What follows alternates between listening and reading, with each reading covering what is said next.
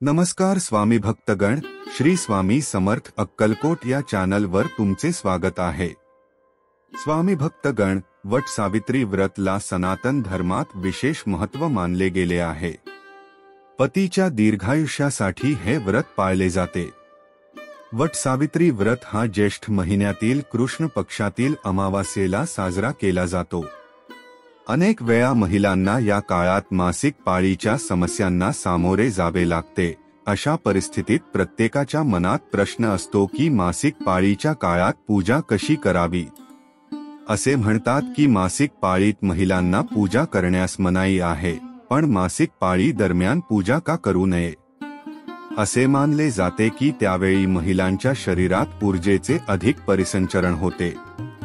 ही ऊर्जा देवालाही सहन होत नाही असे म्हणतात।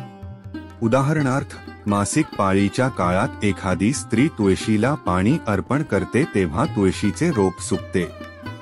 त्याचप्रमाणे देवसुद्धा ही ऊर्जा सहन करू शकत नाही, म्हणूनच मासिक पाळीत महिलांना पूजा करण्यास मनाई आहे। प्रत्येक महिलांना प्रश्न असा पडतो की मासिक पाळीत वट सावित्री पूजा कशी करावी। याबाबत आपण पुढे जाणून घेऊया। उपवास किंवा पूजा करताना मासिक पाळी आली तर महिलांनी उपवास पूर्ण करावा।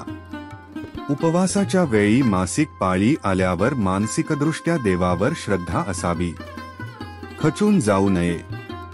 पूजेदरम्यान दुसऱ्या व्यक्तीपासून काही अंतरावर बसून पूजा करता येते। या दरम्यान पूजेच्या वस्तूंनाही हात लावू नये।